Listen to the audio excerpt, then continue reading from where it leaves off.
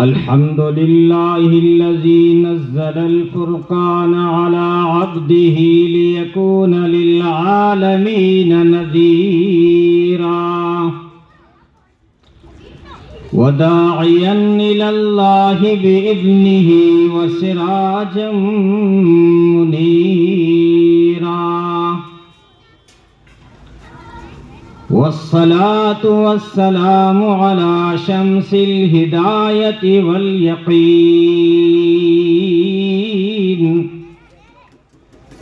وسلم تسليما كثيرا كثيرا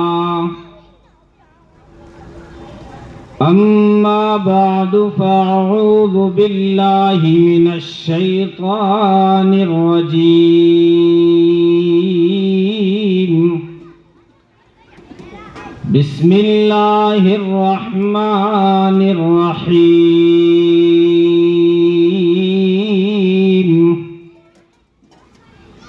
يا أيها الذين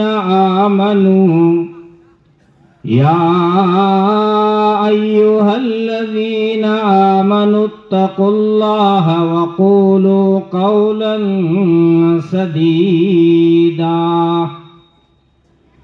يصلح لكم أعمالكم ويغفر لكم ذنوبكم ومن يطع الله ورسوله فقد فاز فوزا عظيما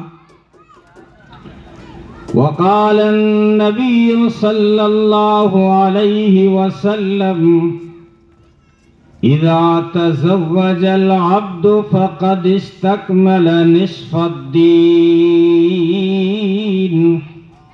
فليتق الله في النصف الباقي أو كما قال عليه الصلاة والسلام.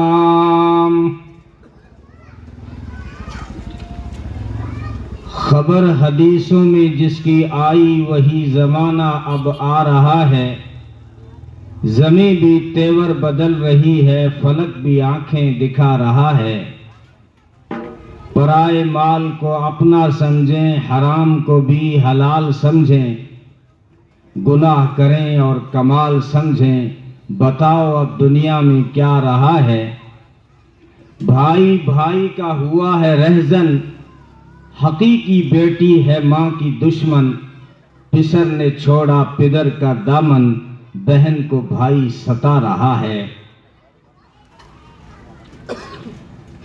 بہن کو بھائی ستا رہا ہے. ہاتھ باندھے کھڑے ہیں سب میں، سب اپنے اپنے خیال میں ہیں. امام مسجد سے کوئی پوچھے کہ وہ نماز کس کو پڑھا رہا ہے. قابل صد احترام اگر آپ کی اجازت ہو علماء کرام، تو خاک کا ایک ذرہ ذکر مہوشاں کیسے کرے، عشق کے راز نہاں کو وہ عیاں کیسے کرے، مدح آقا کی گدائی بے نشاں کیسے کرے، مشک سے دھوئے زباں کو پھر وہ بیاں ایسے کرے، کشت بیت غم بعشوے ترک نازک پہ کرے، خوش بیان مہربان جان جانے دل برے. نعت پڑھتا ہوں تیری آقائے من شاہ زمن، نام تیرا کتنا پیارا، پاک تن پاکیزہ من، خندہ رو جبی روشن، غنچہ دہن شیریں سخن، نکہتے زلف معنبر پر فدا مشک ختن، یاس من رشک سمن جانے چمن یا جانے من، آشنائے دل ربائے خود نوائے خود سرے. تو ہے بحر بے کراں اور میں ذرا سی آبجو، اے سراپا نور تو ہے دو جہاں کی آبرو. مرحبا صلی علی جان جہان رنگ و بو، قیصریت تیری آمد سے ہوئی ہے زرد رو. کفر سوزے دل فروزے خوب رو آہستہ خو، پاک دیدے پاک بینے خوشتر ازہر خوشترے. اختر تابہ کہوں یا ایک مہ کامل تجھے، میں کہوں کون و مکان کی جان یا پھر دل تجھے. میں سمجھتا ہوں نشان جاداؤ منزل تجھے، دل کھچے بے ساختہ وہ ہے کشش حاصل تجھے، نازنین مہجبین دل کشے یا دل کشے، جاں گدازے دل نوازے گوہرے یا اخترے، کوچے جانا گئے تو بن کے دیوانہ گئے، بادئے عشق و محبت پی کے مستانہ گئے، صبر آیا جب نہ ہم کو پھر تو روزانہ گئے، نعت یہ پڑھتے ہوئے بے اختیارانہ گئے، سادے آزادے مستانے جانانے، مست چشمے دیر خشمے طرفہ زیبا منظرے، اے سراپا خلق تیری ذات ہے ہر دل عزیز، تیرے صدقے میں خدا نے دی ہمیں عقل و تمیز، تیرے در کی خاک ہی سرما بنانے کی ہے چیز، توڑنا دم تیرے در پر جان و دل سے ہے عزیز،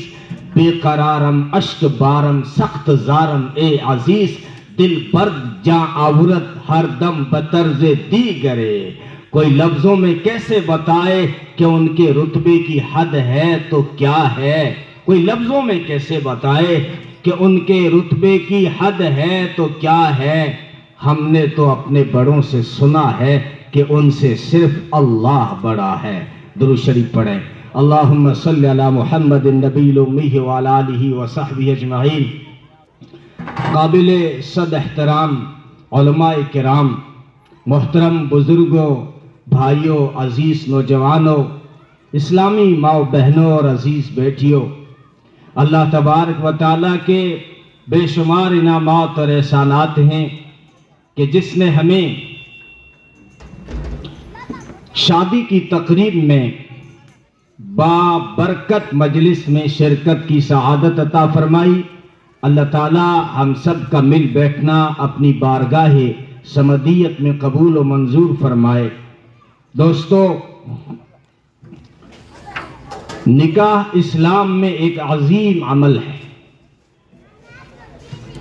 نکاح صرف انسانی جذبات کی تکمیل یا خواہشات کی تکمیل کا نام نہیں ہے، تسکین کا نام نہیں ہے، بلکہ اسلام میں نکاح ایک عبادت ہے، ایسی عبادت جس سے آدھا دین مکمل ہو جاتا ہے۔ نبی پاک صلی اللہ علیہ وسلم نے فرمایا کہ جب بندہ نکاح کرتا ہے تو اس کا آدھا دین مکمل ہو جاتا ہے۔ اذا تزوج العبد فقد استکمل نصف الدین فلیتق اللہ فی النصف الباقی، باقی دین کے بارے میں بھی اس سے اللہ سے ڈرنا چاہیے۔ تو نکاح ایک عبادت ہے جس سے خاندان کو وجود ملتا ہے، جس سے سماج کا تصور ملتا ہے، جس سے گھر گرہستی کا نظام قائم ہوتا ہے۔ نکاح عفت و پاک دامنی، پاکیزگی اور پاک دامنی فراہم کرتا ہے۔ اس لیے نبی پاک صلی اللہ علیہ وسلم نے فرمایا، اے نوجوانوں، اگر تم گھر چلانے کی استعداد اور صلاحیت رکھتے ہو تو ضرور نکاح کرو جو انسان کو بدنگاہی اور بد کرداری سے بچاتا ہے۔ ایک مہذب معاشرے کی تشکیل میں نکاح ایک کلیدی کردار ادا کرتا ہے۔ اسی لیے یہ تمام انبیاء کی سنت رہا ہے، تمام انبیاء کی۔ وَلَقَدْ أَرْسَلْنَا مِن قَبْلِكَ وَجَعَلْنَا لَهُمْ أَزْوَاجًا وَذُرِّيَّةً، میرے محبوب، ہم نے آپ سے پہلے جتنے بھی رسول و پیغمبر بھیجے ان سب کو ہم نے بیویوں والا بنایا، اولاد والا بنایا۔ کہتے ہیں کہ حضرت عیسیٰ علیہ السلام نے شادی نہیں کی، تو معلوم ہونا چاہیے کہ جب وہ قیامت کے قریب واپس تشریف لائیں گے تو نکاح بھی کریں گے، ان کے اولاد بھی ہوگی اور روضہ رسول میں دفن ہوں گے۔ اور سب سے بڑی بات تو یہ ہے کہ نبی پاک صلی اللہ علیہ وسلم نے اس کی نسبت اپنی طرف کی، النکاح من سنتی، کہ نکاح میری سنت ہے۔ فرمایا جو چاہتا ہے کہ میری فطرت سے محبت کرے وہ میری سنت پہ عمل کرے، اور میری سنت میں سے نکاح بھی ہے۔ میری سنت کہا، میرا طریقہ ہے۔ حضرت عائشہ رضی اللہ تعالی عنہا نے دیکھا، ان سے ایک عورت ملنے آئی، حضرت عثمان بن مظعون کی بیوی خولہ بنت حکیم رضی اللہ تعالی عنہا۔ حضرت عائشہ نے دیکھا کہ عجیب کیفیت ہے، پراگندہ حال، پراگندہ بال، میلی کچیلی۔ تو حضرت عائشہ نے فرمایا، اے خولہ، تیرے شوہر گھر میں ہیں اور تو بن سنور کے نہیں رہتی، میلی کچیلی رہتی ہے؟ تو کہنے لگی، میرے شوہر بڑے شب زندہ دار ہیں، شب بیدار ہیں، صائم النہار ہیں، رات بھر عبادت کرتے ہیں، دن میں روزے رکھتے ہیں، گویا میری ضرورت ہی نہ ہو، میں کیا کروں بن سنور کے۔ تھوڑی دیر کے بعد محمد عربی صلی اللہ علیہ وسلم جب تشریف لائے تو حضرت عائشہ نے رضی اللہ تعالی عنہا یہی بات رکھی کہ آپ کے صحابہ بہت عبادت کرتے ہیں، بہت نوافل پڑھتے ہیں، ساری رات نوافل میں لگے رہتے ہیں اور دن میں پھر روزے رکھتے ہیں، بیویوں کے حقوق ادا نہیں کرتے۔ فرمایا، عائشہ تجھے یہ بات کہاں سے پتہ چلی؟ تجھے کیا پتا کہ میرے صحابہ بیویوں کا خیال نہیں کرتے؟ عرض کرنے لگی، اللہ کا رسول، ابھی خولہ آئی تھی، وہ اپنے گھر کے حالات بتا رہی تھی تو مجھے اندازہ ہوا۔ نبی پاک صلی اللہ علیہ وسلم نے حکم جاری فرمایا کہ عثمان کو بلا کے آؤ۔ جب حضرت عثمان آئے، نبی نے فرمایا، عثمان یہ میں کیا سن رہا ہوں تیرے بارے میں، یہ کیا سن رہا ہوں میں؟ عرض کیا، اللہ کے رسول، اس سلسلے میں میں اکیلا نہیں ہوں، ہم 3 ساتھیوں نے مشورے سے یہ ترتیب بنائی۔ اچھا، دوسرے 2 کون ہیں؟ کہ ایک تو علی ابن ابی طالب اور دوسرے عبداللہ ابن عمر، بعض روایتوں میں عبداللہ ابن رواحہ بھی آیا ہے، 2 وہ ساتھی۔ ہم نے حضرت عائشہ ہی سے آپ کی رات کی عبادت کا حال معلوم کیا تو ہمیں تو بہت تھوڑی لگی، اور پھر ہم نے کہا کہ ہمارا نبی سے کیا تقابل، وہ تو بخشے بخشائے ہیں۔ سورہ فتح میں اللہ نے فرمایا، میرے محبوب، اگر آپ کے گناہ ہوتے بھی آگے پیچھے ہم نے آپ کو معاف کر دیا ہے تو ہماری کیا گارنٹی ہے؟ تو ایک نے کہا کہ آج کے بعد میں زندگی بھر رات بھر نہیں سوؤں گا اور عبادت کروں گا۔ دوسرے نے کہا کہ میں زندگی بھر دن بھر روزے رکھوں گا۔ تیسرے نے کہا کہ میں عورتوں کے قریب ہی نہیں جاؤں گا، شادی ہی نہیں کروں گا۔ تو پھر میری رات بھی عبادت میں گزرے گی اور میرا دن بھی عبادت میں گزرے گا۔ نبی پاک صلی اللہ علیہ وسلم نے فرمایا، رہبانیت میری شریعت میں نہیں، میرے اسلام میں اس طرح کی اجازت نہیں۔ تم مجھ سے زیادہ اللہ سے ڈرنے والے نہیں ہو، میں ہوں اللہ سے ڈرنے والا اور تم سے زیادہ اللہ کی عبادت کرنے والا، لیکن رات کو کھڑے ہو کے اس کو بھی یاد کرتا ہوں اور سو بھی جاتا ہوں، روزہ رکھتا ہوں، نہیں بھی رکھتا ہوں، عبادت بھی کرتا ہوں، سوتا بھی ہوں، بیویوں کے حقوق ادا کرتا ہوں، نکاح کرتا ہوں۔ یہی میرا طریقہ ہے۔ جس نے میرے اس طریقے سے منہ پھیر لیا وہ میری امت سے ہی نہیں ہے۔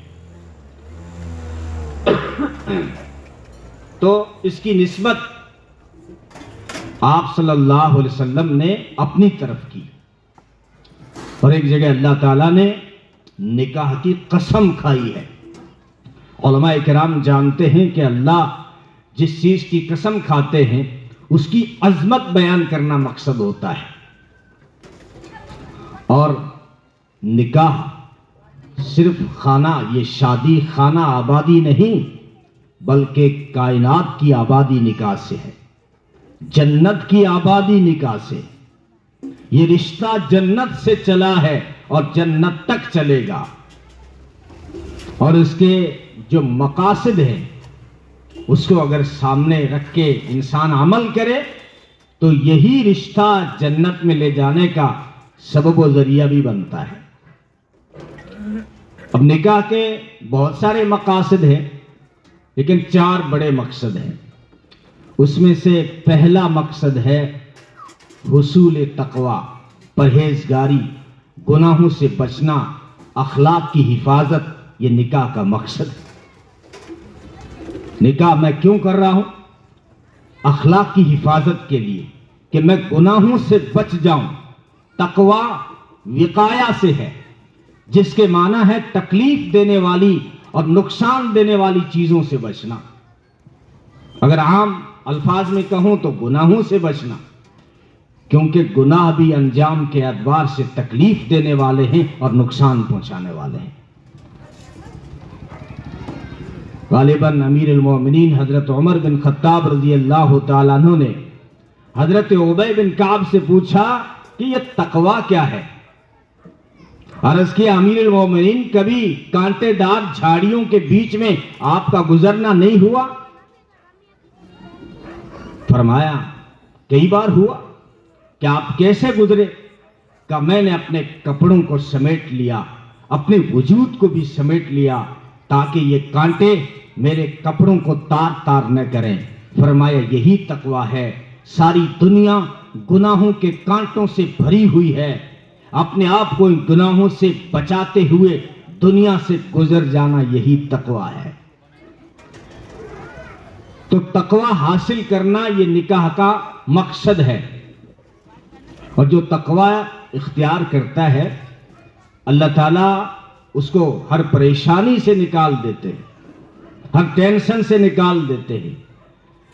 वमन यत्तक़िल्लाह यजअल लहू मखरजा, जो तकवा इख्तियार करता है, जो डरता है अल्लाह से, जो गुनाहों से बच जाता है, अल्लाह फरमाते हैं मैं उसको एग्जिटिंग अता करता हूं, मखरजा।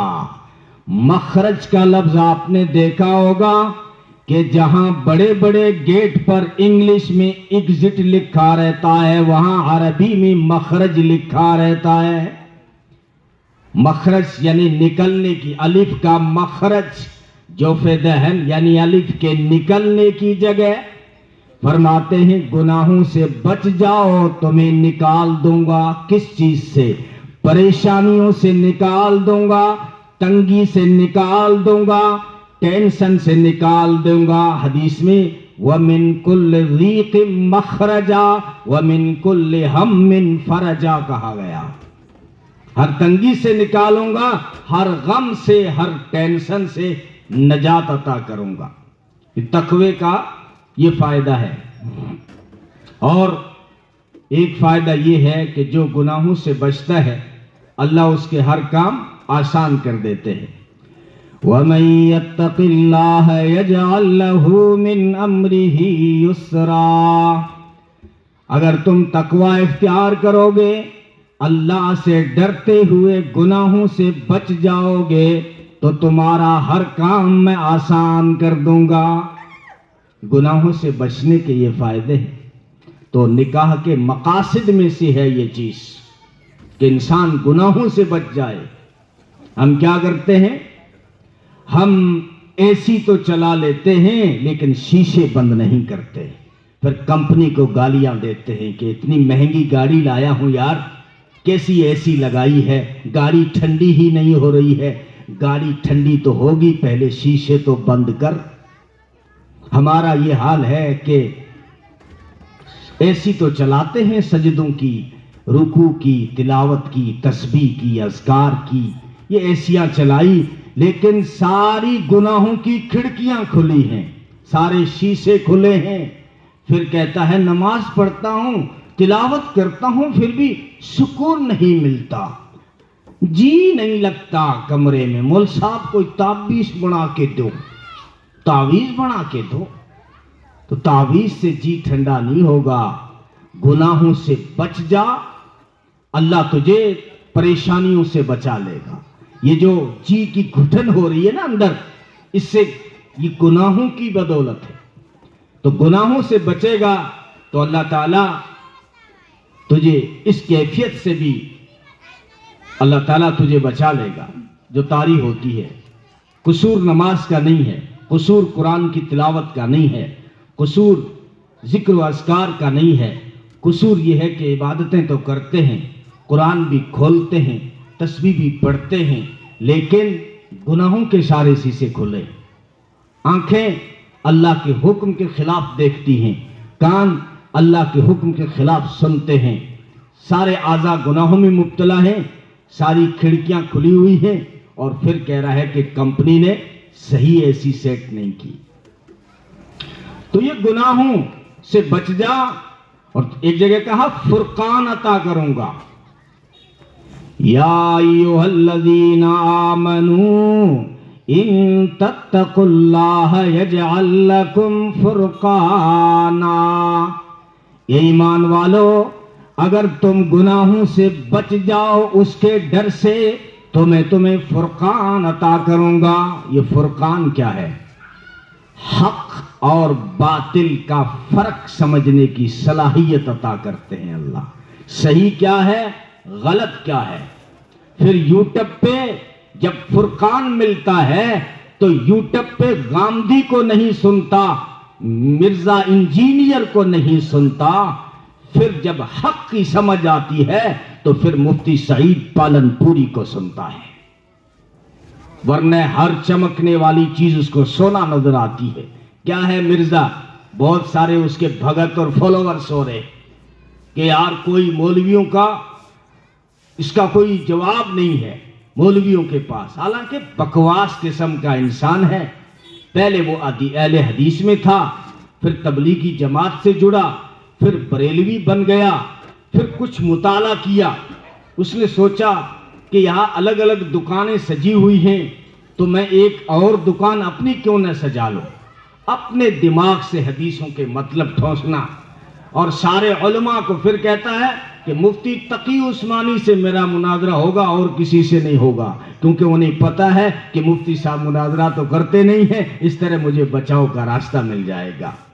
یہ نوجوانوں کو کہہ رہا ہوں، اپنے ائمہ سے، علماء سے آپ موبائل پہ اتنے آزاد مت ہو جاؤ۔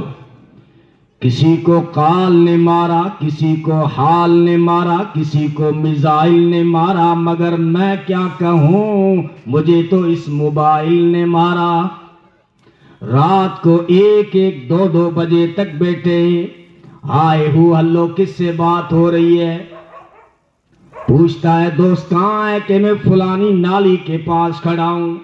رات کو 2 بجے اخبار میں آیا تھا، صرف آپ کے یا نہیں کہہ رہا ہوں، جے پور کے راجستھان کے اخبار میں یہ بات چھپی تھی کہ رات کو 2 بجے تک چوراہوں پہ جو سگریٹیں پی رہے ہیں اور لڈو اور پب جی کھیل رہے ہیں یہ کسی اور قوم سے نہیں، مسلمان ہیں، اخبار میں چھپا تھا۔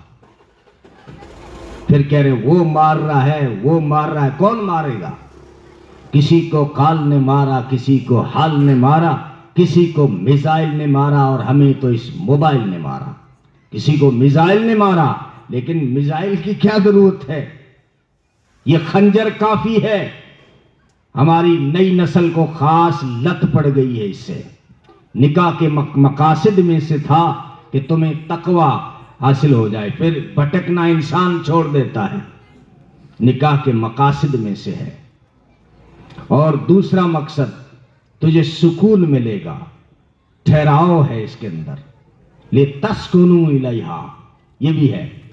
وَمِنْ آيَاتِهِ أَنْ خَلَقَ لَكُم مِّنْ أَنفُسِكُمْ أَزْوَاجًا لِتَسْكُنُوا إِلَيْهَا وَجَعَلَ بَيْنَكُم مَّوَدَّةً وَرَحْمَةً۔ یہ بتایا تیرا رب وہ ہے. نکاح کی عظمت دیکھیے. اپنا تعارف کراتا ہے, کہتا وَهُوَ الَّذِي, اللہ کون ہے؟ تیرا رب وہ ہے. هُوَ الَّذِي خَلَقَ مِنَ الْمَاءِ بَشَرًا فَجَعَلَهُ نَسَبًا وَصِهْرًا وَكَانَ رَبُّكَ قَدِيرًا. تیرا رب وہ ہے جس نے انسان کو پانی سے بنایا اور پھر فَجَعَلَهُ نَسَبًا وَصِهْرًا, پھر اس انسان کو ددیال والا اور سسرال والا بنایا. نکاح کی عظمت. فَجَعَلَهُ نَسَبًا وَصِهْرًا, پھر اس کو خاندان والا بنایا, سسرال والا بنایا. فَجَعَلَهُ نَسَبًا وَصِهْرًا, پھر اس کو میاں والا بنایا اور بیوی والا بنایا.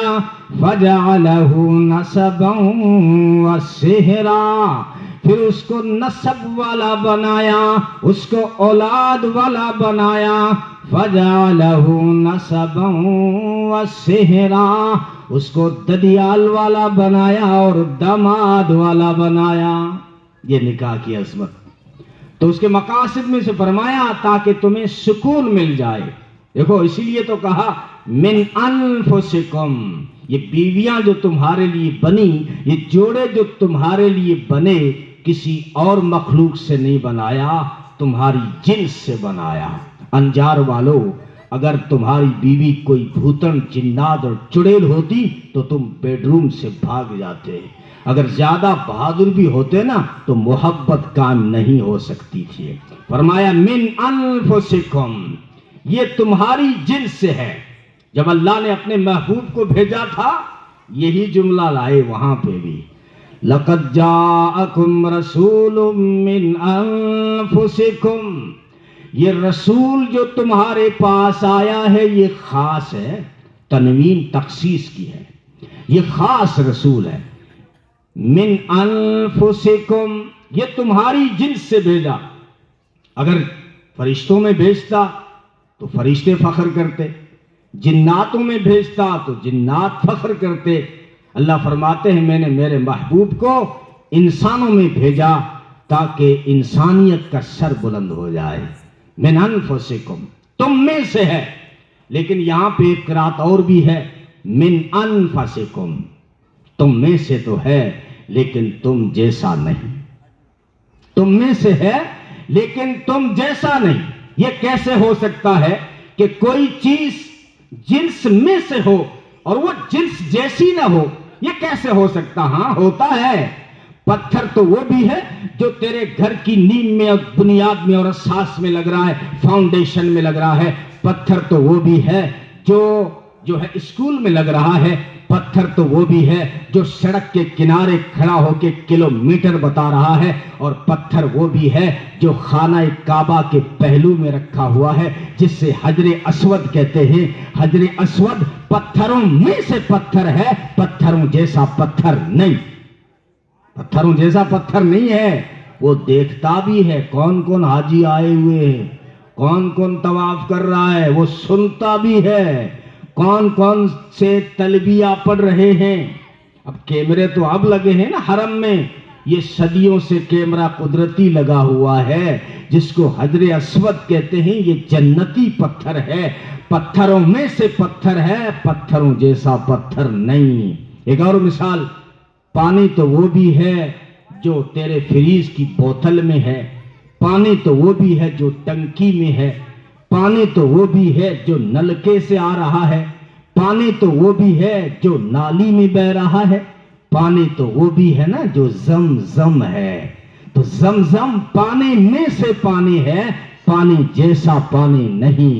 یہ پانی جیسا پانی نہیں ہے.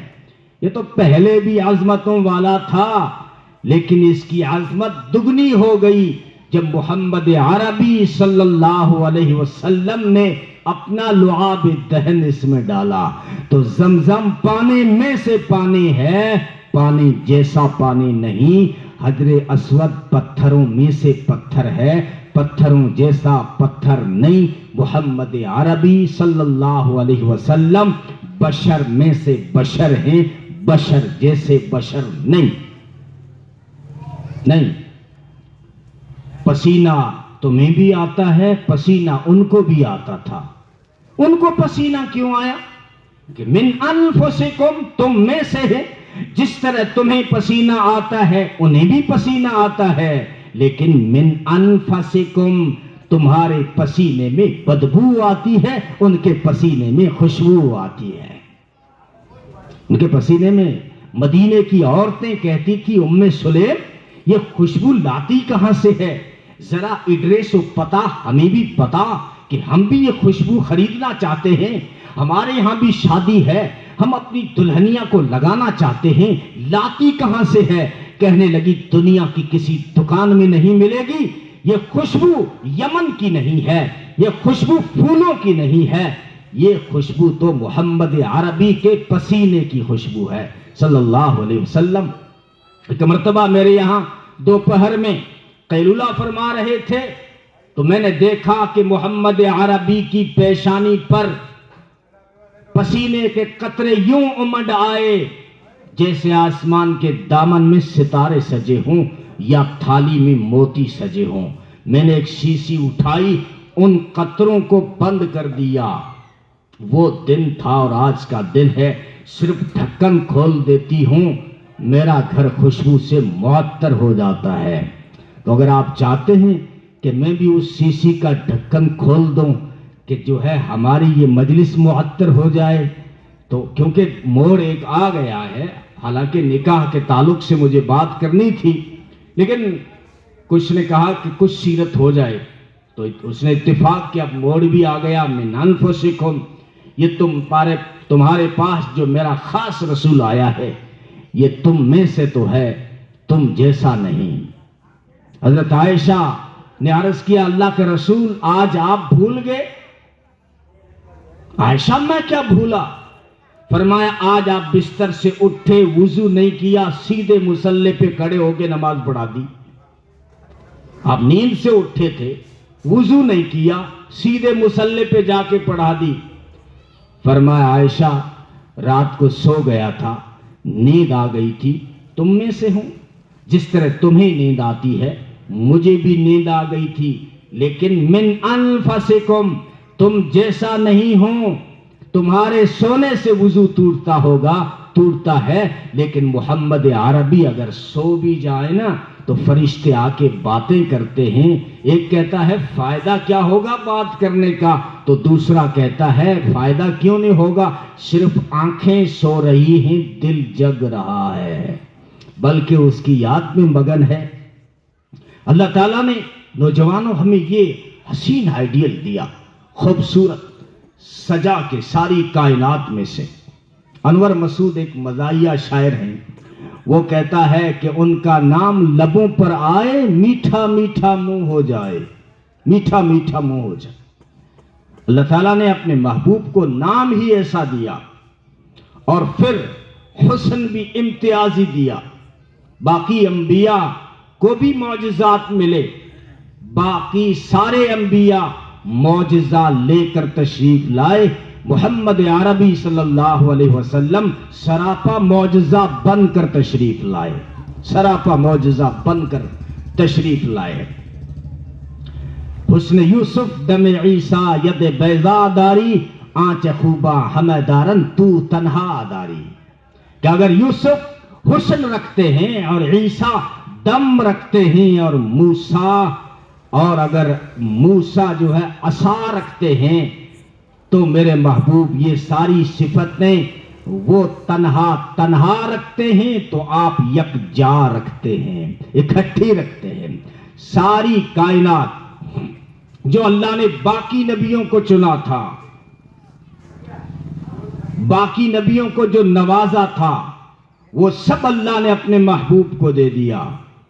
اگر حسن دوسروں کو ملا، اگر یوسف حسین ہیں، محمد عربی صلی اللہ علیہ وسلم حسینوں میں احسن، اگر یوسف جمیل تھے تو محمد عربی صلی اللہ علیہ وسلم جمیلوں میں اجمل، حسینوں میں احسن، جمیلوں میں اجمل، کاملوں میں اکمل، شریفوں میں اشرف، نبیوں میں افضل، رہبر و رہنما، بدر الدجا، شمس الضحیٰ، خیر الورا، احمد مجتبیٰ، محمد مصطفیٰ صلی اللہ علیہ وسلم. جس طرح جمعہ سارے دنوں سے اعلیٰ، رمضان سارے مہینوں سے اعلیٰ، قرآن ساری کتابوں سے اعلیٰ، اور گلاب سارے پھولوں سے اعلیٰ، ایسے ہی تیرے میرے آقا سارے نبیوں سے اعلیٰ.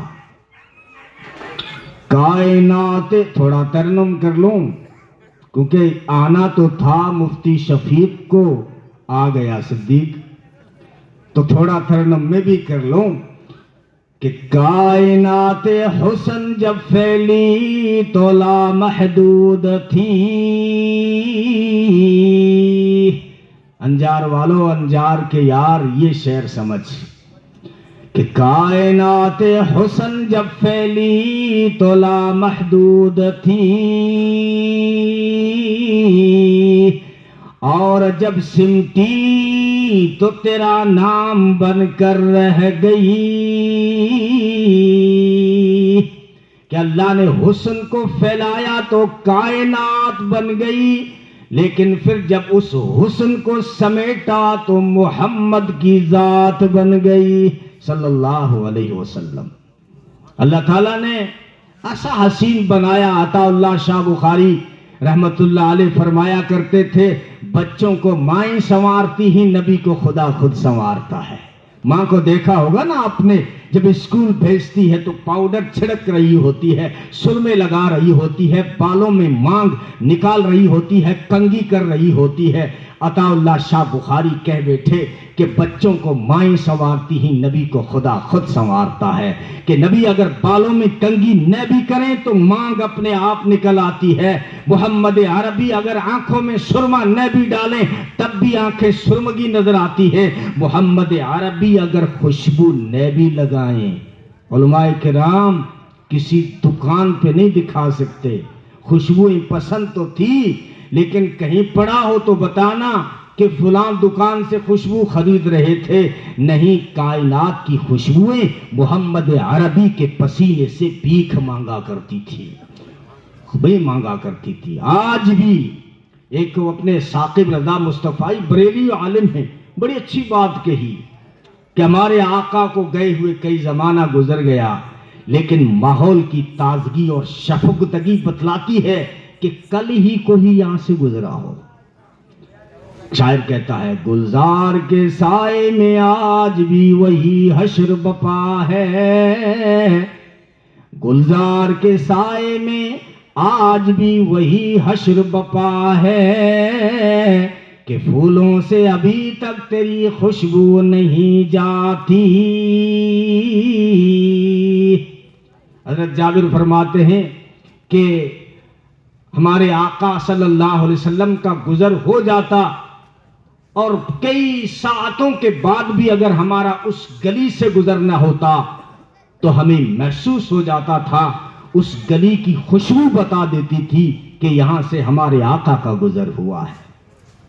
ایسا اللہ تعالیٰ نے حسین. عطا اللہ شاہ بخاری کے عجیب جملے ہوا کرتے تھے. وہ فرمایا کرتے تھے، دنیا والوں کو پتہ ہی نہیں تھا کہ خدا کاریگر کتنا ہے، نہیں پتا تھا، یہ ایک راز تھا، دنیا نہیں جانتی تھی. لیکن جس دن اللہ نے اپنے محبوب کو بنا کے دنیا میں بھیجا تو یہ راز کھل گیا کہ خدا اتنا کاریگر ہے کہ محمد جیسے حسین بنا ڈالا،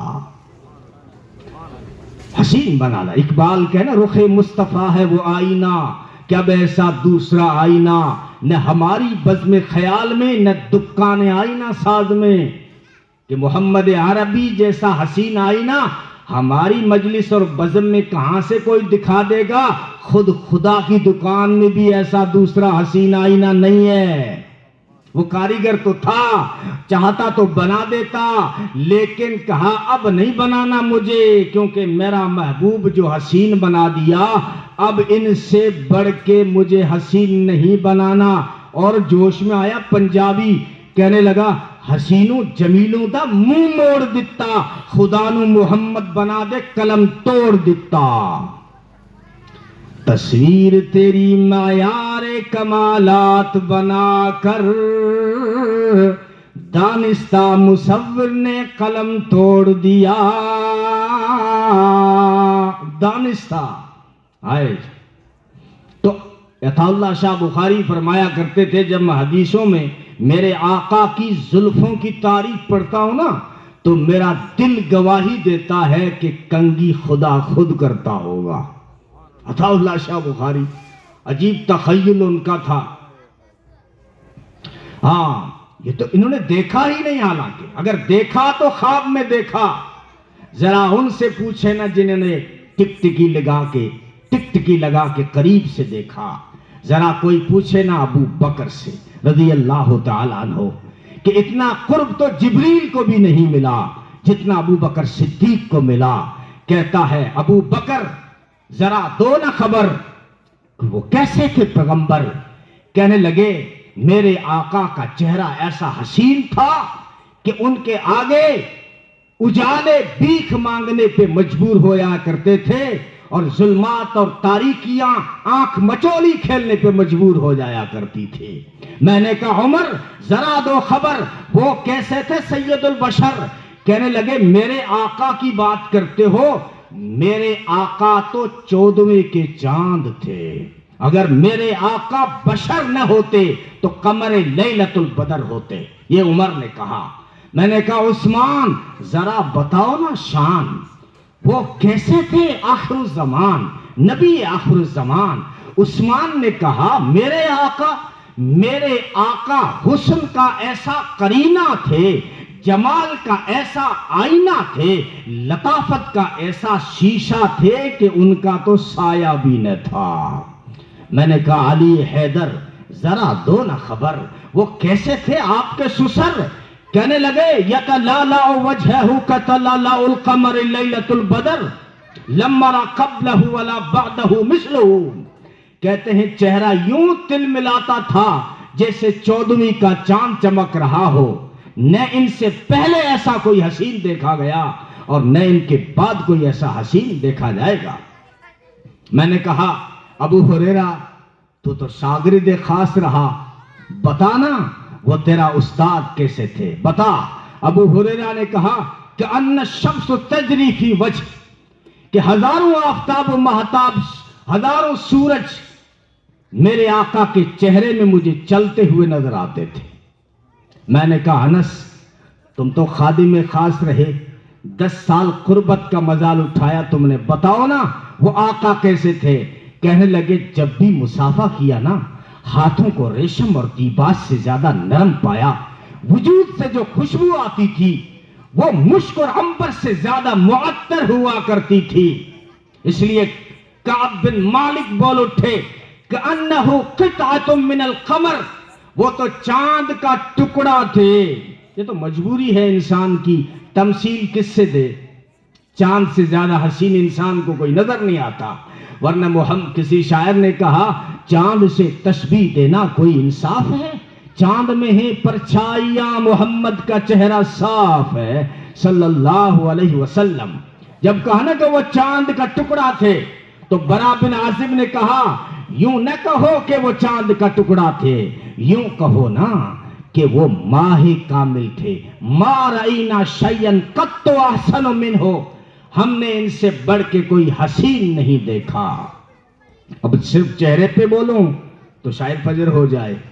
ان ساری روایات کو اگر مختصر وقت میں سننا چاہیں تو آؤ محسن نقوی کی زبان میں سنتے ہیں۔ وہ کہتا ہے کہ چہرہ ہے کہ انوار دو عالم کا صحیفہ، آنکھیں ہیں کہ بحرین تقدس کے نگی ہیں، ماتھا ہے کہ وحدت کی تجلی کا ہے ورق، عارض ہے کہ والفجر کی آیات کے امی ہیں، گیسو ہے کہ واللیل کے بکھرے ہوئے سائے، ابرو ہے کہ قوسین شب قدر کھلے ہیں، گردن ہے کہ برفرق زمیں اوج سریا، لب صورت یاقوت شعاؤں میں دھلے ہیں، قد ہے کہ نبوت کے خد و خال کا معیار، بازو ہے کہ توحید کی عظمت کے علم ہیں، سینہ ہے کہ رمز دل ہستی کا خزینہ، پلکیں ہیں کہ الفاظ رخ لو قلم ہیں، باتیں ہیں کہ طوبہ کی چٹکتی ہوئی کلیاں، لہجہ ہے کہ یزداں کی زبان بول رہی ہے، لہجہ ہے کہ یزداں کی زبان بول رہی ہے، خطبے ہیں کہ ساون کے امڑتے ہوئے دریا، قرات ہے کہ اسرار جہاں کھول رہی ہے، یہ دانت یہ شیرازہ شبنم کے تراشے، یاقوت کی وادی میں دمکتے ہوئے ہیرے، شرمندہ تاب لب و دندان پیمبر، حرف بسانہ خانی و خامہ بسریرے، یہ موج تبسم ہے کہ رنگوں کی دھنک ہے، یہ عکس متانت ہے کہ ٹھہرا ہوا موسم، یہ شکر کے سجدے ہیں کہ آیات کی تنظیم، یہ آنکھ میں آنسو ہے کہ الہام کی رمجھم، یہ ہاتھ یہ کونین کی تقدیر کے اوراق، یہ خط یہ خد و خال رخ مصحف و انجیل، یہ پاؤں یہ مہتاب کی کرنوں کے معابد، یہ نقش قدم بوساگاہ رفرف و جبریل، یہ رفعت دستار ہے یا اوج تخیل، یہ بند قبا ہے کہ شگفت گل ناہید، یہ سایہ دامہ ہے کہ پھیلا ہوا بادل، یہ صبح گریباں ہے کہ خمیازہ خورشید، یہ دوش پہ چادر ہے کہ بخشش کی گھٹا ہے، یہ مہر نبوت ہے کہ نقش دل مہتاب، رخسار کی زو ہے کہ نمو صبح ازل کی، آنکھوں کی ملاحت ہے کہ روح شب کم خواب، ہر نقش بدن اتنا مناسب ہے کہ جیسے تزئین شب و روز کے تمثیل ماہ و سال، ملبوس کہن یوں شکن آلود ہے جیسے ترتیب سے پہلے رخ ہستی کے خد و خال، اورنگ سلیمان تیری نالین کا خاکہ، اعجاز مسیحا تیری بکھری ہوئی خوشبو، حسن ید بیضا تیری دہلیز کی خیرات، کونین کی سج دھج تیرے آرائش گیسو، سرچشمہ کوثر تیرے سینے کا پسینہ، سایہ تیری دیوار کا معیار ارم ہے، ذرے تیری گلیوں کے مہو انجم افلاک، سورج تیرے رہوار کا ایک نقش قدم ہے، دنیا کے سلاطین تیرے جاروب کشوں میں، عالم کے سکندر تیری چوکھٹ کے بکھاری، گردوں کی بلندی تیرے پاپوش کی پستی، جبریل کے شہ پر تیرے بچوں کی سواری، دھرتی کے ذوی العدل تیرے حاشیہ بردار، فردوس کی حوریں تیری بیٹی کی کنیزیں، کوثر ہو گلستان ارم ہو کہ وہ طوبہ، لگتی ہے تیرے شہر کی بکھری ہوئی چیزیں، ظاہر ہو تو ہر برگ گلے تر تیری خوشبو، غائب ہو تو دنیا کو سراپا نہیں ملتا،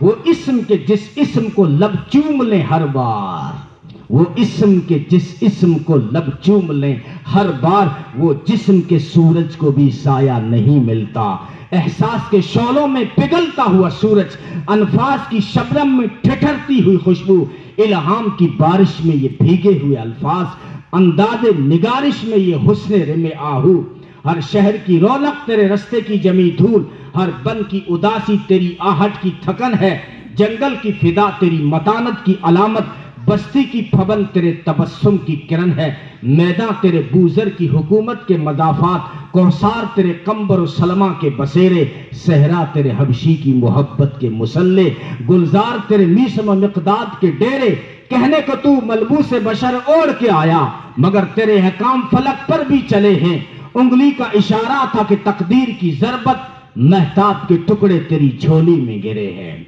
اگر عیسیٰ کو دم ملا، اگر عیسیٰ کو دم ملا نا، کہ اگر وہ مردے کو کہتے ہیں قم باذن اللہ تو وہ کھڑے ہو جاتے تھے، تعجب کیوں کرتے ہو؟ وہ عیسیٰ کے کہنے پہ اگر صاحب قبر بول پڑے تو تیرے میرے آقا کے اشارے پہ کنکر بول پڑے، اگر موسیٰ کو عصا ملا اور سمندر دو ٹکڑے ہو گیا لیکن یہاں عصا بھی نہیں اٹھایا، صرف انگلی کا اشارہ کیا، چاند دو ٹکڑے ہو گیا۔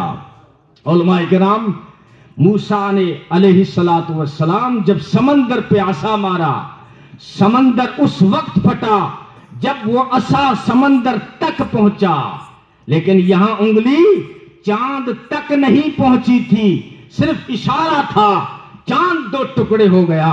تو اس میں یہ اشارہ تھا، اے میرے کریم تیری نبوت وہاں تک جہاں تو پہنچے، اے میرے حبیب تیری نبوت وہاں تک جہاں تو نبی پہنچے۔ اللہ تعالیٰ نے ایسا حسین آئیڈیل دیا ہے، نوجوانوں کیا مرض لگ گیا ہے تمہیں؟ کس کو آئیڈیل بنائے پھرتے ہو؟ جو نشے میں ہی چلنے کا ہوش نہیں، فلم شوٹنگ کے دوران کوئی پڑ گیا اور پیٹ پھٹ گئی اور تجھے فیشن بنا کے دے دیا، فیشن۔ اب پھٹی کے بنا مالدار کا لڑکا بھی نہیں پہنتا، بس جو دیکھ لیا دنیا میں چاہے وہ پاگل پن ہو. ہمارے بچوں کی بالوں کی کٹنگ دیکھ لیں. ادھر سے ٹریکٹر چلا رکھا ہوگا, ادھر سے کھیت جوت رکھا ہوگا, اور کچھ بن اور گھاس کھڑی رکھی ہوگی. اور آج تو نئی نئی ڈیزائنیں عجیب و غریب. کیا ہو گیا ہے نوجوانوں؟ محمد عربی صلی اللہ علیہ وسلم جیسا ہمیں آئیڈیل ملا. یہ ہمارے زندگی کے رول ماڈل یہ تھے. ان کو دیکھنا تھا, ان کے طریقوں کو دیکھنا تھا. لیکن ہم زمانے کی ہوا سے متاثر ہو گئے, دوسروں کی مٹی کو سونا سمجھنے لگے. اصلی سونا تو ہمارے پاس تھا. آج جو بھی دنیا اگر کہیں سے سکون لینا چاہتی ہے, یہاں اپنی عزت کمانا چاہتی ہے, تو وہ چھپے ہوئے راستوں سے اسلام سے روشنی ڈھونڈتی ہے. اس لیے یورپ کے بچوں کے بیگ میں ایک کتاب ضرور ملتی ہے کہ اسلام کیا ہے. اور ہمارے بچوں کا یہ حال ہے. 8ویں کی ٹی سی کیا مل گئی, بیگ چیک کرو, نماز سیکھنے والی کتاب بھی نہیں ہے. نہیں ہے. اس کو جماعت, تبلیغی جماعت ان کو اچھی نہیں لگتی. بس نئی نئی باتیں ہو, چرچری باتیں ہو. وہ غامدی اچھا ہے, وہ ڈاکٹر ذاکر نائک اچھا ہے. بھائی ڈاکٹر ذاکر کا میں منع نہیں کرتا. جب وہ ہندوؤں کے خلاف اسلام کا مقابلہ جب ہندوؤں سے کرتے ہیں تو بہت اچھا بولتے ہیں. سنو, جب وہ عیسائیوں کو اسلام کے ٹپس بتا رہے ہوتے ہیں اور عیسائیوں کو جو دلائل دیتے ہیں وہ تم بھی سنو, یہودیوں کو جو وہ دلائل دیتے ہیں وہ تم بھی سنو. لیکن جب بات مسائل کی آ جائے تو وہ اتنے بڑے مفتی نہیں. پھر آپ کے علماء سے معلوم کرنا پڑے گا. اس لیے ہمارے سامنے ابھی مغرب کے بعد ایک بھائی صاحب نے کہا کہ جو ہے مولانا صاحب آئے ہوئے ہیں, ان سے کوئی مسئلہ معلوم کرنا ہے. اپنی وہ تمہاری بھاشا جو ہے نا سندھی سے ٹچ ہے, تو مجھے آتی تو ہے, جاتی نہیں. یعنی سمجھتا تو ہوں لیکن بول نہیں پاتا. تو وہ کہہ رہے تھے نہیں نہیں یہ تو خطیب ہے, فتویٰ تو مفتی سے پوچھنا چاہیے. بالکل صحیح فرمایا, مجھے خوشی ہوئی. یہی ذہن ہونا چاہیے. ہر کسی کو یوٹیوب سے اٹھایا اور سن لیا, یار غامدی بہت اچھا بولتا ہے, یار مرزا انجینئر بہت اچھا بولتا ہے. کبھی اپنے ائمہ علماء سے پوچھا ہے کہ ہمیں کہاں سے گائیڈ لائن لینی چاہیے؟ اس لیے نوجوانوں مسجدوں سے جڑے رہو. یہ جو دعوت و تبلیغ کی تحریک ہے نا, اس کو معمولی نہ سمجھو. برطانیہ افریقہ کے جنگلوں میں جو ہلچل مچائی ہے وہ اسی تحریک نے مچائی ہے. وہاں کے جنگلات میں جو مدارس آباد ہو گئے, وہاں مساجد کا جو جال پھیل گیا, مکاتب کا جو جال پھیل گیا. 2 قومیں, علامہ ندیم بھی تعریفیں کیا کرتے تھے 2 قوموں کی, ایک پڑوس کا پٹھان, ایک گجرات کا مسلمان. یہ آج سے 70-80 سال پہلے کمانے چلے گئے, لیکن یہ دونوں قومیں اس تحریک سے, ہمارے دعوت و تبلیغ کی تحریک سے جڑی ہوئی قومیں تھیں. وہاں جا کر انہوں نے تعلیم اور گشت شروع کیا. تو آج غیروں کو کہنا پڑ رہا ہے کہ اگر اسی طرح اسلام بڑھتا رہا برطانیہ اور افریقہ میں, جو چند سالوں کے بعد یہ اسلامی کنٹریاں بن جائیں گی. اس لیے یہ ہماری تربیت, ہمیں یہاں سے اعمال ملتے ہیں. وہ علم حاصل کرنا آج کل آسان ہو گیا ہے. ہو سکتا ہے بیچارے ساتھی جو ہوتے ہیں وہ اس طرح علمی گہری باتیں نہیں کرتے, اور بتاتے بھی ہیں کہ یہ صرف فضائل والا علم ہے, مسائل والا علماء سے جا کے پوچھو. آپ منتخب حدیث سے مفتی بننا شروع ہو جاتے ہو, یہ غلطی کرتے ہو. فضائل اعمال کی تعلیم میں بیٹھا, اب جا کے فتوے دینے شروع کر دی, آپ نے غلطی کی ہے. یہ فضائل کا علم ہے جو ہمیں اعمال پہ کھڑا کرے گا.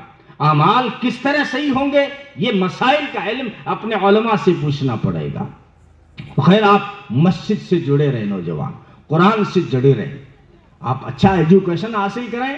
اسلام منع نہیں کرتا, بلکہ اسلام تو یہ وہ دھرم ہے جس نے دھرتی کو ہی مصلی بنا دیا. ساری دھرتی تمہارے لیے مصلی ہے. اب جہاں تم جاؤ گے وہاں اسلام تمہیں جنت بانٹتا ہوا نظر آئے, جنت بانٹتا ہوا. فضائل یہ ہے نا کہ وضو کر کے آپ مسجد کی طرف جاؤ گے تو ایک ایک قدم پہ تمہارے گناہ معاف ہوں گے، تمہیں نیکیاں لکھی جائیں گی۔ دوسرا بندہ وضو کر کے مسجد تو نہیں جا رہا ہے، کسی کے گھر جا رہا ہے، نیت یہ ہے کہ میں مریض کو دیکھنے جا رہا ہوں، تو اس کے ایک قدم پر بھی گناہ معاف ہو رہے ہیں، اس کے ایک قدم پر بھی نیکی مل رہی ہے۔ ہر جگہ آپ تاجر ہیں، اسلام نے کب منع کیا تجارت سے؟ اسلام نے کہا اپنی دکان پہ بیٹھ کے دو چیزیں پیدا کر، ایک ایمانداری، ایک سچائی، بس زیادہ مطالبہ نہیں کرتا تجھ سے، حلال پاکیزہ رزق کما، دو چیزیں پیدا کر، دو وصف پیدا کر۔ نفع لے سکتا ہے، 10 روپے کی چیز 80 میں بیچ، اسلام منع نہیں کرتا، لیکن کہتا ہے ایمانداری ہو اور سچائی ہو، پھر آپ التاجر الصدوق الامین مع النبیین والصدیقین کہ قیامت کے دن یہ سچا اور دیانتدار تاجر کل قیامت کے دن نبیوں کے ساتھ کھڑا ہوگا۔ آپ کو تعجب ہو رہا ہے کہ اس دکاندار کو نبیوں کے ساتھ اسلام نے کیوں کھڑا کیا؟ بھائی صاحب، مسجد میں بیٹھ کے سچ بولنا آسان ہے، لیکن دکان پہ بیٹھ کے سچ بولنا بڑا مشکل ہے۔ اس نے دکان پہ بیٹھ کے سچ بولا تو اللہ نے اس کو نبیوں کے ساتھ کھڑا کر دیا۔ اسلام کب منع کرتا ہے؟ آپ ڈاکٹر ہیں، اسلام کہتا ہے وقت ہی نہیں ملتا، مریضوں کی عیادت والے فضائل آپ کیسے لیں؟ محدثین فرماتے ہیں ڈاکٹر بزی ہے، جس کا مشغلہ کلینک ہے، وہ 24 گھنٹے جو ہے زیادہ گھنٹے مریضوں کا علاج و معالجہ کرتا ہے، تو اس کو کب ثواب ملے گا؟ یہ کب رشتہ داروں کے بیماروں کو دیکھنے جائے گا؟ اسلام نے کہا نہیں، اپنی کلینک پہ بیٹھ کے آنے والے مریض پہ شفقت کی نگاہ ڈال دے، 70,000 فرشتے تیرے لیے مغفرت کی دعا کریں گے۔ اگر تو کہے میں تو انجینئر بننا چاہتا ہوں، تو اسلام جنت دیتا ہے انجینئر کے بدلے میں؟ ہاں، اسلام کہتا ہے الدال علی خیر کفاعلہ، بھلائی کی طرف رہنمائی کرنے والا ایسا ہے جیسے بھلائی کرنے والا۔ ایک مالدار نے کسی غریب کو گھر بنا کے دیا، کتنا خرچہ آیا اور کتنا اس کو ثواب ملے گا؟ غریب ہے انجینئر، پیسہ تو نہیں دے سکتا، لیکن یہ ہیلپ کر دی کہ نقشہ بنا کے دے دیا۔ اب نقشہ بنانے والے کو بھی وہی ثواب مل رہا ہے جو گھر بنانے والے کو مل رہا ہے۔ اللہ کے آپ اگر اللہ نے مال سے آپ کو نوازا ہے تو کام آئے انسانوں کے، نہ دیکھا کریں دھرم اور مذہب، انسانیت دیکھیں، انسانیت۔ اسلام کا یہی میسج ہے، اسلام کا یہی پیغام ہے کہ انہوں نے ذات نہیں دیکھی، برادریاں نہیں دیکھی، انسانیت کو دیکھا۔ پریشان حال انسان ہے، اس کے کام آ جاؤ۔ اسلام کہتا ہے کسی پریشان حال انسان کے کام آنا 10 سال کے اعتکاف سے بہتر ہے۔ مسجد حرم میں بیٹھا ہو بندہ، رمضان کا مہینہ ہو، پورا مہینہ اعتکاف میں گزارے، اور دوسرا کسی پریشان حال کے کام آ جائے۔ ہاسپٹل میں کہیں کام آ گیا، کسی کیس میں غریب کے کام آ گیا، بیماری میں کسی کے کام آ گیا، قرضے میں کسی کے کام آ گیا، اناج کے معاملے میں پریشانی تھی، کام آ گیا، کسی کا نکاح نہیں ہو رہا تھا، غریب بچی تھی، اس نے ہاتھ بٹا دیا۔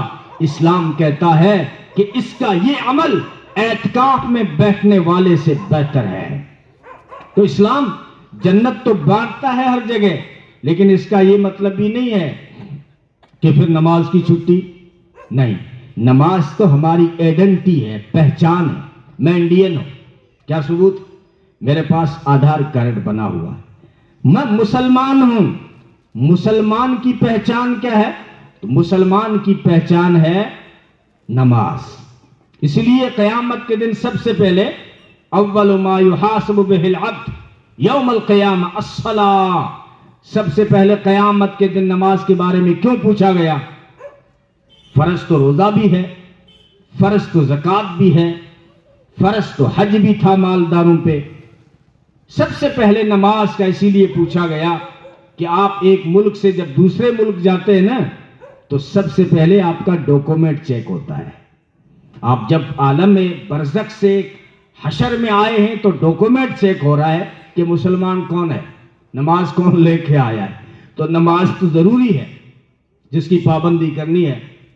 خیر بات یہ چل رہی تھی کہ نکاح کے جو 4 بڑے مقاصد ہیں، دوسرا مقصد تھا تسکین حاصل کرنا، سکون حاصل کرنا. کتنی بہترین مثال دی قرآن نے، ہن لباس لکم وانتم لباس لہن، کہ تمہاری بیویاں تمہارے لیے لباس ہیں اور تم ان کے لیے لباس ہو. اور لباس کا کیا کام ہوتا ہے؟ لباس کا پہلا کام یہ ہوتا ہے کہ وہ بدن کی حفاظت کرتا ہے.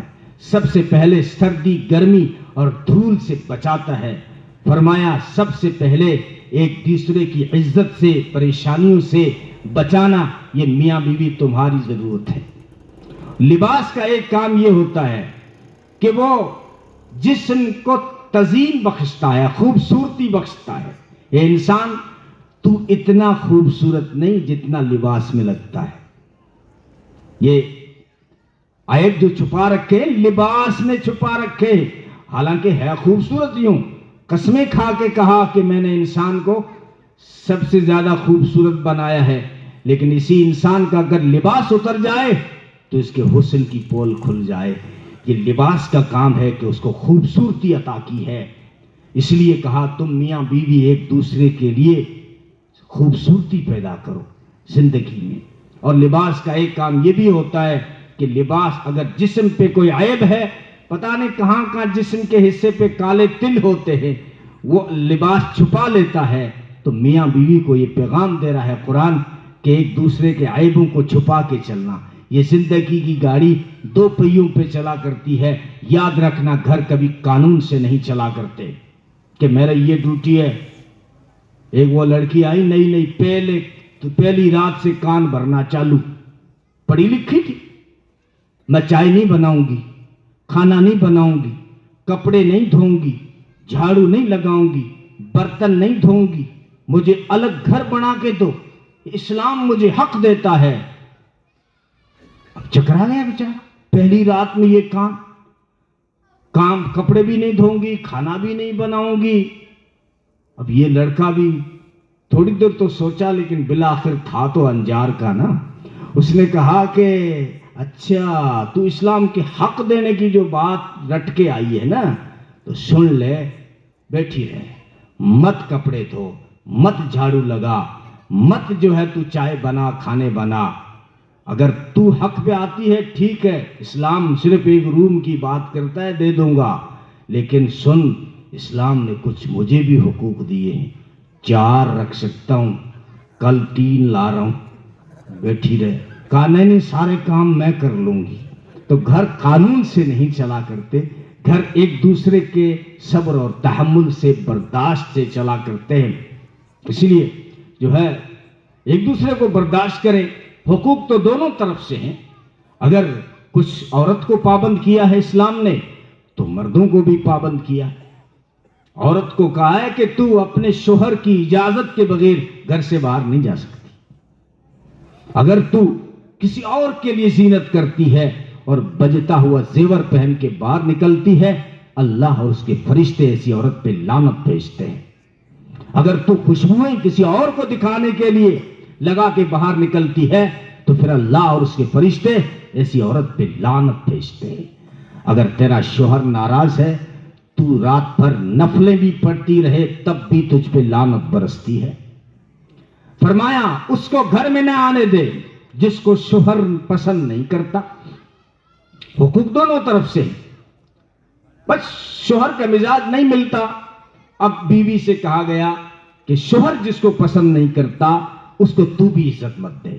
بلکہ محمد عربی صلی اللہ علیہ وسلم نے فرمایا دنیا تو ایسی لڑکیوں کو پتہ نہیں کیا نام دیتی ہے، بے غیرت کہتی ہے، بے ادب کہتی ہے. محمد عربی صلی اللہ علیہ وسلم نے فرمایا اگر لڑکی گھر میں اکیلی ہو، عورت گھر میں اکیلی ہو، کوئی اجنبی مرد ملنے آئے ہیں اور دروازے پہ اس نے دستک دی ہے، اور گھر میں اور کوئی نہیں ہے، عورت ذات ہے، کیسا بھی مہمان آیا ہو، اجنبی ہے اگر، تو فرمایا اگر یہ لڑکی غیرت میں آ کے اور لہجہ بدل کے جلال میں بات کرے کہ کون ہو، چلے جاؤ، بعد میں آئیے گا، تیرے بھائی گھر میں نہیں ہیں، اگر اس طرح اگر لڑکی جواب دیتی ہے، فرمایا میں محمد ایسی عورت کی غیرت کو سلام کرتا ہوں۔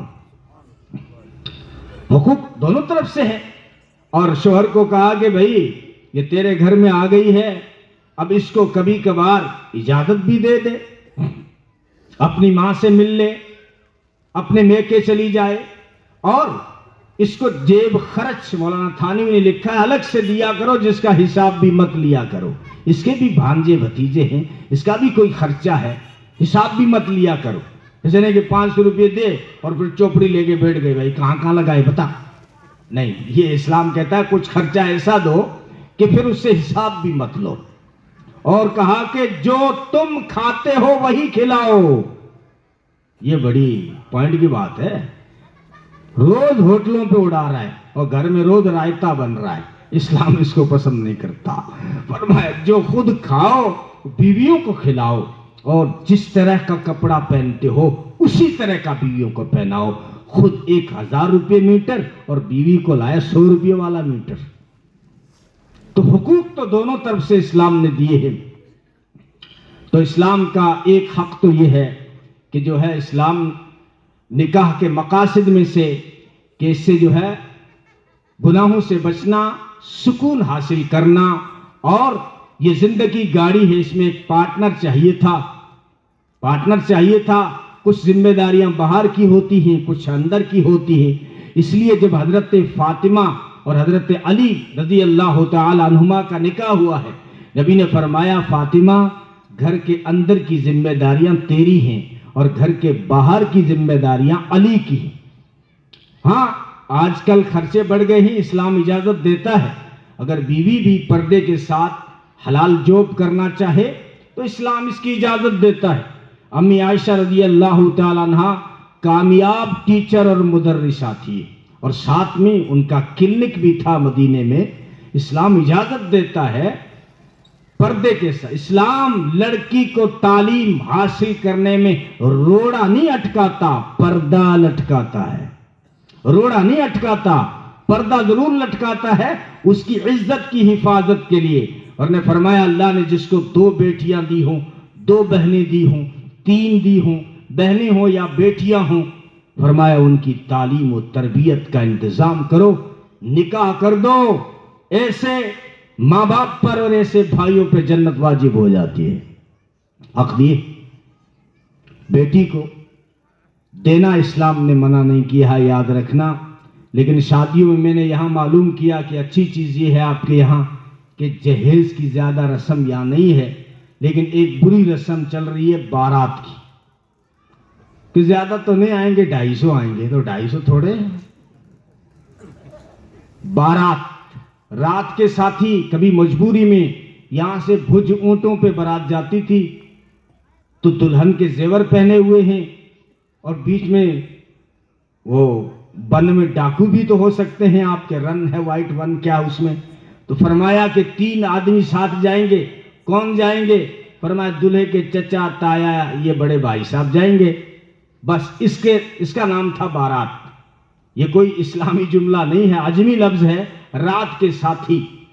2-4 تو صحیح تھے، لیکن 200-400 500، ویسے تو ہر جگہ ہم جملہ کہتے ہیں کہ جو بلانے پہ آئے اس سے مہمان کہتے ہیں، اور بن بلائے آئے اس سے شیطان کہتے ہیں، لیکن جو بیٹیوں ہم بارات میں جو جا رہے ہیں تو بیٹی کے باپ نے دعوت تھوڑی دی ہمیں، بن بلائے جا رہے، یہ بارات، اس سسٹم کو کم کرو۔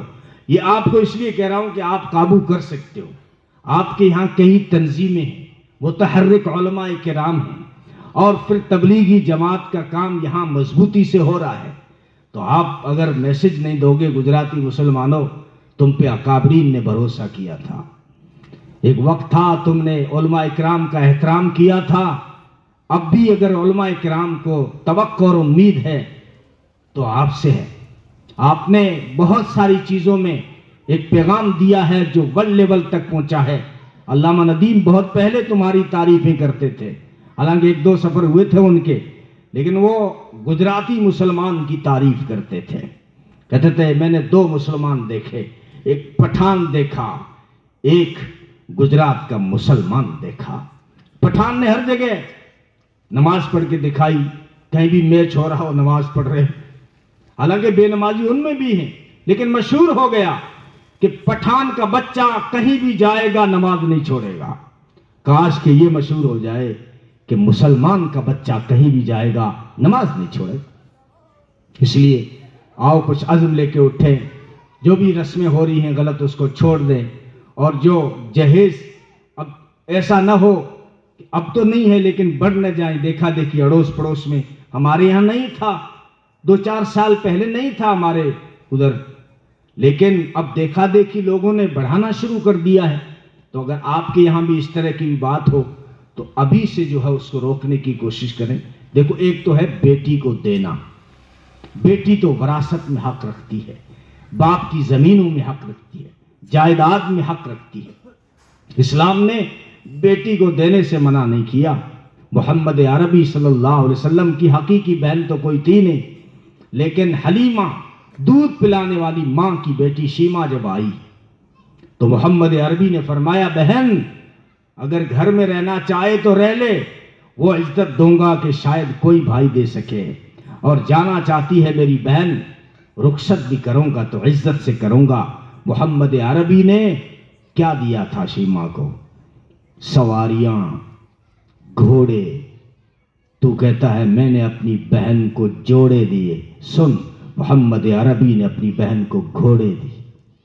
تو کہتا ہے میں نے اپنی بہن کو الماریاں دی۔ الماریاں وہ کھا گئے، وراثت کا حق کھا گئے۔ مول صاحب وہ تو مرنے کے بعد ہوتا ہے وراثت۔ اچھا، زمینوں میں پھر بیٹے کا نام تو کرا دیا، بیٹی کا نام ہی کیوں نہیں کرایا؟ یہ بھی بہانے ہیں۔ تو بیٹی کو دینا منع نہیں، اگر کبھی ضرورت پڑے 20,000 اس کے اکاؤنٹ میں ڈال دو۔ دنیا کو کیوں دکھا رہے ہو؟ کوئی احسان کر رہے ہو؟ اپنی اولاد کو دے رہے ہو، اولاد بھی وہ ہے جو جائیداد میں حق رکھتی ہے۔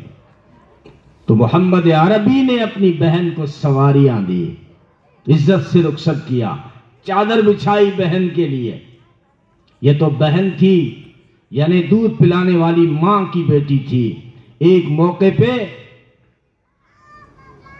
یہ غیر مسلم کی بیٹی، عیسائی کرسچن کی بیٹی آئی ہے۔ محمد عربی نے دور سے دیکھا، فرمایا وہ بیٹی کون ہے جس کے سر پہ دوپٹہ نہیں ہے؟ کہا اللہ کے رسول وہ دشمن کی بیٹی ہے، وہ آپ سے جنگ کرنے آئی تھی، اپنے تیر کو زہر میں بجھا کے آئی تھی اور قسمیں کھا کھا کے آئی تھی کہ نعوذ باللہ کہ جو ہے میں قتل کروں گی۔ اب وہ گرفتار ہو گئی ہے، اب اس کے سر سے دوپٹہ سرک جائے کیا فرق پڑتا ہے؟ محمد عربی صلی اللہ علیہ وسلم نے فرمایا نہیں، میری وہ نبوت والی چادر لاؤ، وہ چادر جس کی قسمیں اللہ عرش پہ کھاتا ہے۔ فرمایا کیا کریں گے؟ فرمایا بیٹی بیٹی ہوتی ہے، چاہے اپنی ہو چاہے دشمن کی ہو، میں اس کے سر پہ ڈالوں گا۔ یہ اسلام کا پیغام تھا۔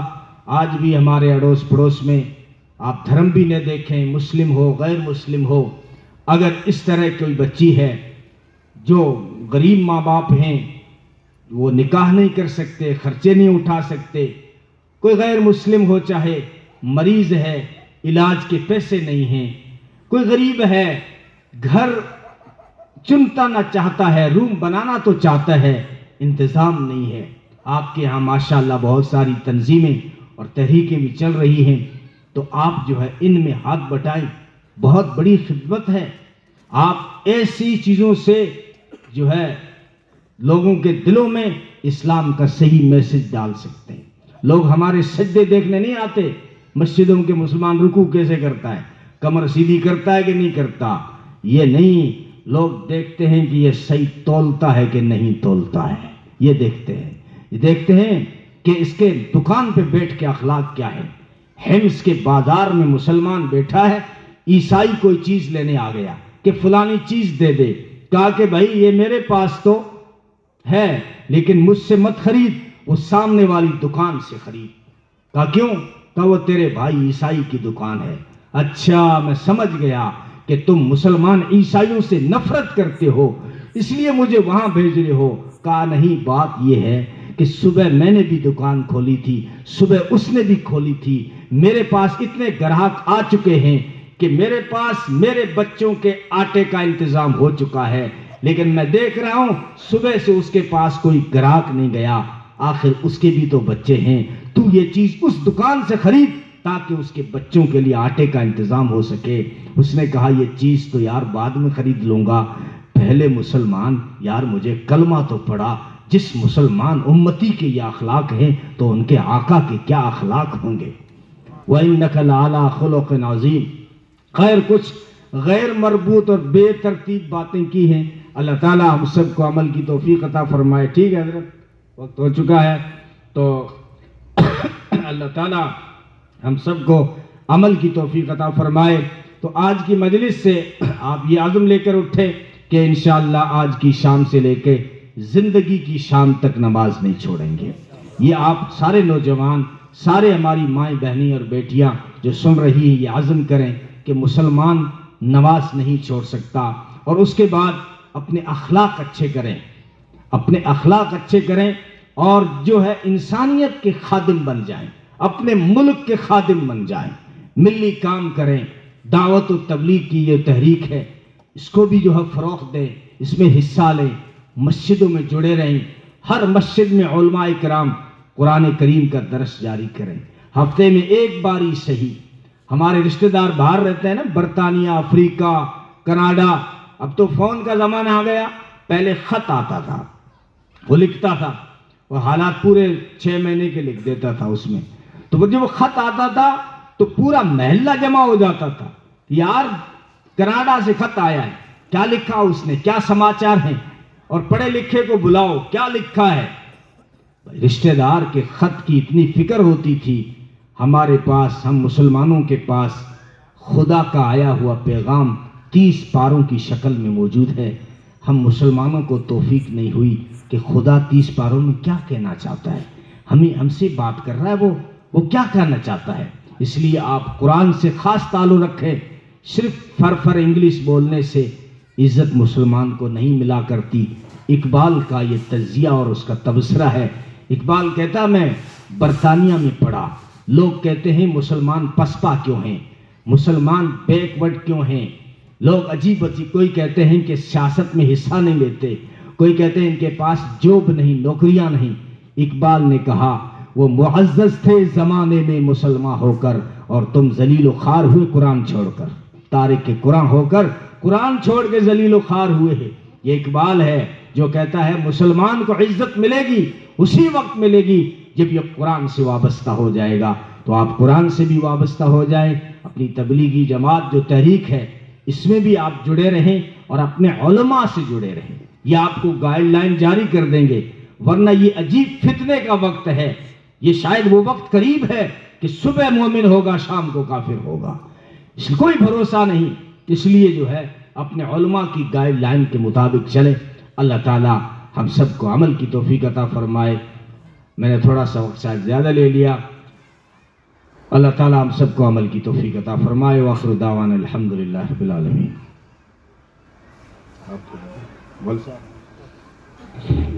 درود شریف پڑھیں۔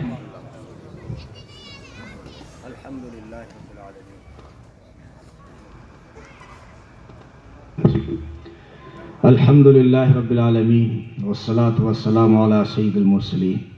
یا الہ العالمین ہم سب کے سارے گناہوں کو معاف فرما، ہر طرح کے صغیرہ کبیرہ ڈھکے چھپے علانیہ سریہ سارے ہی اپنے فضل سے معاف فرما۔ یا اللہ ہم سب کو نیک اعمال کی توفیق عطا فرما، دین کی صحیح سمجھ عطا فرما، قرآن کا فہم نصیب فرما۔ یا اللہ حدیث کا نور عطا فرما، علم کا شوق عطا فرما، علم پہ عمل پیرا ہونے کی توفیق عطا فرما۔ یا اللہ تیرے حبیب صلی اللہ علیہ وسلم کی سنتوں کو اپنی 5 فٹ کی کائنات میں مروج ہونے کی توفیق عطا فرما۔ ہمارے معاشرے میں، ہماری سوسائٹیوں میں رسم و رواج سے زیادہ اپنے محبوب کی سنتوں کو مروج فرما۔ یا الہ العالمین، یا الہ العالمین ہم سب کی دنیا بھی اچھی بنا اور آخرت بھی اچھی بنا، سب کو حلال پاکیزہ اور برکت والی روزی عطا فرما، چین والی، سکون والی، عافیت والی زندگی نصیب فرما۔ سب کی بڑی بڑی بیماریوں سے حفاظت فرما، اچانک کے حادثوں سے، اچانک کی موت سے، جل کر ڈوب کر ایکسیڈنٹ کی موت سے، بڑے حادثوں سے، بڑی بیماریوں سے ہم سب کی، ساری انسانیت کی حفاظت فرما۔ یا الہ العالمین ہماری آخرت بھی اچھی بنا دے، قبر کے عذاب سے ہم سب کی حفاظت فرمانا۔ یا اللہ قیامت کی رسوائی سے بچا لینا۔ یا الہ العالمین وہ پل صراط کا راستہ اپنے فضل سے پار کرا دینا اور اپنے یک طرفہ احسان سے جنت کا داخلہ دے دینا۔ یا الہ العالمین ہمارے معاشرے میں جو غلط رسومات، خرافات اور بدعات ہیں ان کا خاتمہ فرما۔ یا الہ العالمین ہم سب کو دین کو سیکھنے والے بنا، سمجھنے والے بنا، عمل کرنے والے بنا، علماء کا احترام کرنے والے بنا، مساجد سے تعلق نصیب فرما، قرآن کا تعلق نصیب فرما، اس دنیا کی حقیقت کو سمجھنے کی توفیق عنایت فرما۔ یا الہ العالمین یہ تیرے بندے، یہ تیری بندیاں تیرے نام کی نسبت سے جمع ہوئے، مولا ان سب کا مل بیٹھنا سننا قبول فرما، ہم سب کو عمل کی توفیق عطا فرما۔ یا الہ العالمین ہماری نسلوں میں قرآن کے حافظ، علماء اور دین کے داعی پیدا فرما۔ یا الہ العالمین ہمیں صحیح رہبر عطا فرما۔ یا الہ العالمین ہمارے اکابرین کا سایہ ہمارے سروں پہ دیر سلامت رکھ۔ یا الہ العالمین ہمارے والدین کے سارے گناہوں کو معاف فرما، ان کے اتنے احسانات ہیں ہم تو نہیں چکا سکتے، تو ہی کرم فرما، تو ہی ان کے اوپر رحم فرما۔ یا اللہ ہماری نسل کی حفاظت فرما، ہمارے جوانوں کو دینی غیرت نصیب فرما۔ اللہ ہماری بچیوں کی آنکھوں میں حیا کا سرما ڈال دے۔ یا الہ العالمین حیا کی چادر عطا فرما دے۔ یا الہ العالمین ماں کو حقیقی ماں کا کردار ادا کرنے والی بنا دے۔ یا اللہ بیٹی کو حقیقی بیٹی عطا فرما، عفت کی چادر بنا دے، بہن کو عصمت کی چادر بنا دے، بیویوں کو وفا کی چادریں بنا دے۔ یا الہ العالمین مردوں کو، بزرگوں کو دین کی حمیت عطا فرما۔ یا الہ العالمین ہم سب کو آخرت کی فکر، موت کا دھیان نصیب فرما، موت سے پہلے موت کی تیاری کی توفیق عطا فرما، ہم سب کا خاتمہ ایمان پہ نصیب فرما۔ یا الہ العالمین اس علاقے کو، اس محلے کو، اس شہر کو، اس علاقے کو اپنے فضل سے قبول فرما۔ دین کے مختلف کاموں کے لیے یہاں سے تو عملہ کھڑا کر دے۔ یا اللہ ہماری نسلوں کو کھڑا کر دے۔ یا الہ العالمین اپنا فضل فرما دے۔ یا اللہ تو کریم ہے، نااہلوں سے بھی کام لے لیتا ہے۔ یا اللہ ہم نااہل سہی لیکن تو اپنی کریمی کا صلہ عطا فرما۔ یا اللہ تیرا ایک نام شکور بھی ہے، شکور تو تھوڑے پہ بھی راضی ہو جاتا ہے، مولا تھوڑی بہت حرکتیں، نقل و حرکت ہو رہی ہے، یا اللہ اپنے فضل سے اپنے شکوری کے صلے سے کام بنا دے۔ یا اللہ تو راضی ہو جا، ہمیں تجھے راضی کرنے والے اعمال کی توفیق عطا فرما، ان کاموں سے ہماری حفاظت فرما، گناہوں سے حفاظت فرما جس سے تو ناراض ہوتا ہے۔ یا اللہ تیری رضا چاہیے۔ یا الہ العالمین قیامت میں تیرے محبوب کی شفاعت چاہیے۔ یا الہ العالمین ہم سب کی دنیا بھی اچھی بنا اور آخرت بھی اچھی بنا۔ تیرے حبیب صلی اللہ علیہ وسلم نے اپنی امت کے لیے 23 سال کے عرصے میں خوب رو رو کے اپنی امت کے لیے مانگا، جتنا بھی وہ خیر کی لائن سے مانگ گئے اس میں ہمارا بھی حصہ ڈال دے۔ یا اللہ جن شرور سے وہ پناہ مانگ کے گئے ہیں ان سے ہمیں بھی پناہ عطا فرما۔ ہماری دعاؤں کو اور اس مجلس کو، نکاح کی تقریب کو یا الہ العالمین قبول فرما۔ ہونے والے جوڑے کے اوپر رحمتیں، برکتیں اور عنایتیں نصیب فرما، ہر طرح کی برکتیں انہیں عطا فرما، آپس میں الفت اور محبت قائم فرما۔ یا الہ العالمین اپنے فضل سے ہماری دعاؤں کو قبول فرما۔ وصلی اللہ تعالی علی خیر خلقہ محمد وعلی آلہ وصحبہ اجمعین برحمتک یا ارحم الراحمین۔